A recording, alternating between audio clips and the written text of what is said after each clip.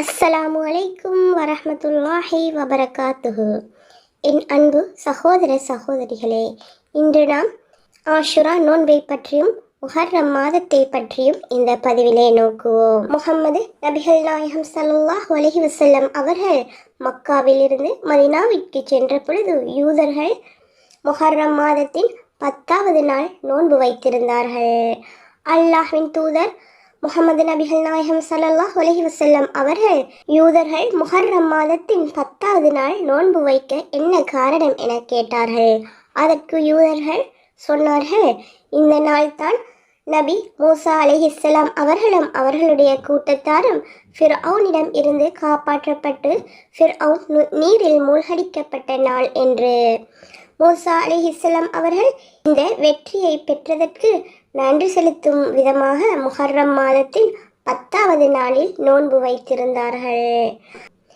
அதனால்தான் நாங்களும் நோன்பு நோட்கின்றோம் என பதில் சொன்னார்கள்.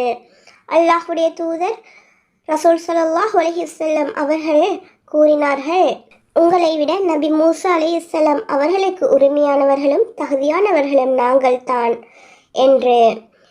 தன்னுடைய சஹாபாக்களுக்கு முஹர்ரம் மாதத்தின் 10வது நாள் நோன்பு வைக்குமாறு பணித்தார்கள்.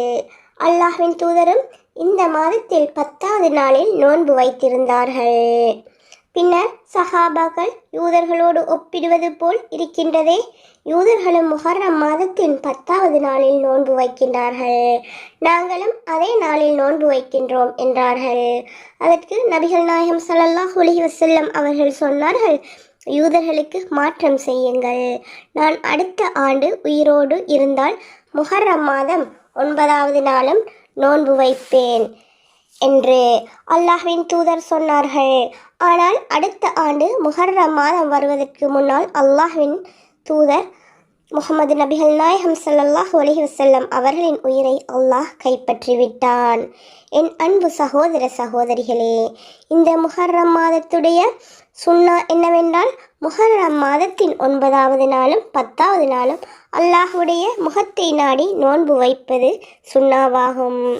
அல்லாஹ்வின் தூதர் நான் உயிரோடு இருந்தால் 9வது நாள் நோன்பு நோட்பேன் என்று கூறியதுடன் முஹர்ரம் மாதத்தில் 10வது நாள் நோன்பு வைத்தார்கள். இதைத்தான் யௌமுல் ஆஷுரா என்று அழைக்கின்றோம். அல் ஆஷுரா என்றால் அரபியில் அஷர, அதாவது 10வது எண்ணை இது குறித்து நிற்கின்றது.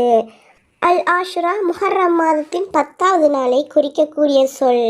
அல்லாஹ்வின் தூதர் முஹம்மது நபிகள் நாயகம் ஸல்லல்லாஹு அலைஹி வஸல்லம் அவர்கள் ரமலான் நோன்பு கடமையாக்கப்படுவதற்கு முன்னால் முஹர்ரம் மாதத்தின் 10வது நாள் நோன்பு வைப்பதை கடமையாக்கி இருந்தார்கள். பின்னர் ரமலானுடைய நோன்பு கடமையாக்கப்பட்டதற்கு பிறகு அல்லாஹ்வின் தூதர் முஹம்மது நபிகள் நாயகம் ஸல்லல்லாஹு அலைஹி வஸல்லம் அவர்கள் விரும்பினால் இந்த ஆஷுராவுடைய நோன்பை நீங்கள் பிடியுங்கள், இல்லையென்றால் விட்டுவிடுங்கள் என அல்லாஹ்வின் தூதர் கடமையை விலக்கி சுன்னாவுடைய தரத்தில் இதை கொண்டு வந்தார்கள்.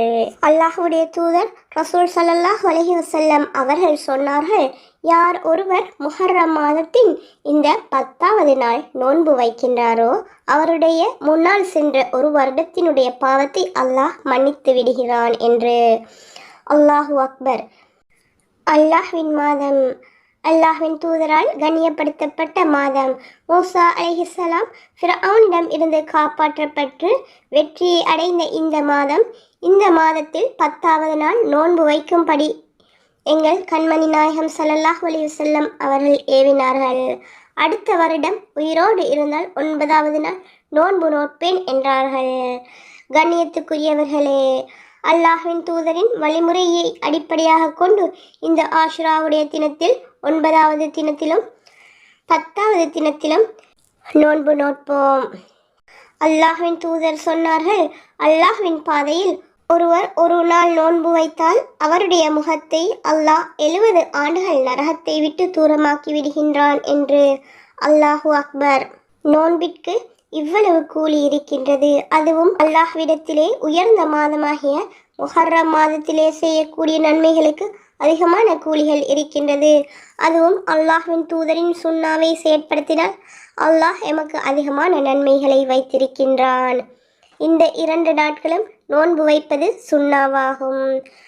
அல்லாஹு ரப்புல் ஆலமீன் இந்த நோன்புகளை நோற்று அதன் கூலிகளை அடையும் பாக்கியத்தை எங்களுக்கு தருவானாக. அஸ்ஸலாமு அலைக்கும் வரஹ்மத்துல்லாஹி வபரகாத்துஹு.